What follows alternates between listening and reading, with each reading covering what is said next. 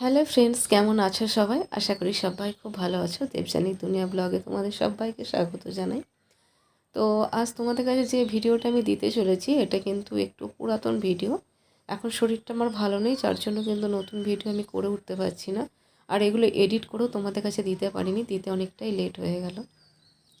তো আজ তোমাদের কাছে একটা হারভেস্টিংয়ের ভিডিও আমি শেয়ার করব। আর তোমরা দেখে হয়তো একটু অবাক হবে যে বাগানের ভিডিও করার সময় কে এরকমভাবে সেজে গুজে ভিডিও করে। কিন্তু একদমই তা নয় যে বাগানের ভিডিও বানানোর জন্য আমি এইভাবে সেজে গুজে ভিডিও বানিয়েছি। আসলে ওই দিন আমি একটু রিল বানাচ্ছিলাম আর রিলস বানানোর জন্য রেডিও হয়েছিলাম। তারপর বিকেলের দিকে আসে আমি হারভেস্টিং করতে। তো কিছু ভেন্ডি হারভেস্ট করে নিলাম, তারপর শশা তুলে নিচ্ছি। আর এই শশা গাছটাই কিন্তু মারা পড়ছিল, তোমাদের প্রথমেই একবার বলেছিলাম।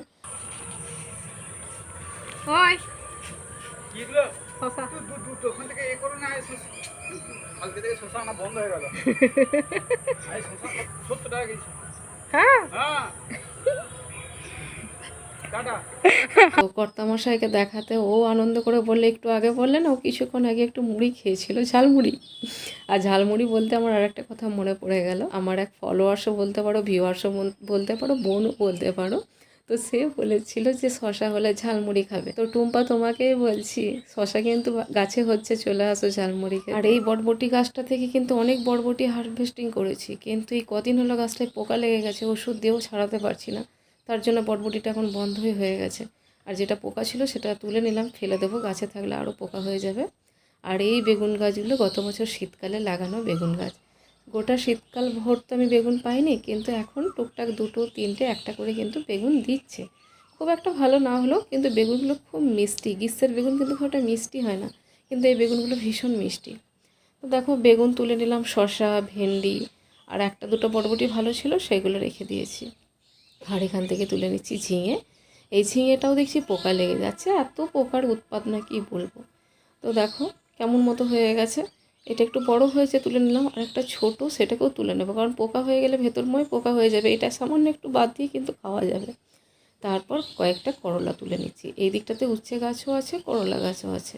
তো করলা গাছ থেকে দুটো করলা এখান থেকে তুললাম। আর অন্য আরেক দিকে যে করলা গাছটা আছে, এবার চলো ওই দিকে যাওয়া যায়। এখানে করলা গাছ আছে আর কুঁদরি গাছ আছে। কুঁদরি গাছটা প্রচুর ফুল আসছে, কিন্তু একটাও না স্ত্রী ফুল না, সব মেল ফুল। কুঁদরি গাছটা কত বছর লাগিয়েছিলাম, আমার মাসিমণি দিয়েছিল কিছুটা ডাল, সেই ডাল থেকেই কিন্তু গাছটা হয়েছে।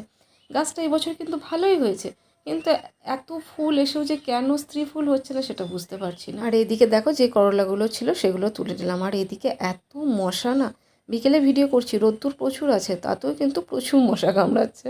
আর এদিকে কিছু করলা পেকেও গেছে, দোষটা আমারই। ভিডিও বানাবো বলে রেখে দিয়েছি, একদিন দুদিন লেট করলেই তো সবজি পেকে যায়। আর এখানে যে ছোট্ট মতো করলাটা দেখছো এটাও তুলে নিলাম, কারণ এটা নিয়ে হালকা হলুদ হয়ে গেছে, তার মানে কিছুদিন পর এটা কিন্তু পুরোটা পোকা লেগে যাবে, তাই এখনই তুলে নিলাম।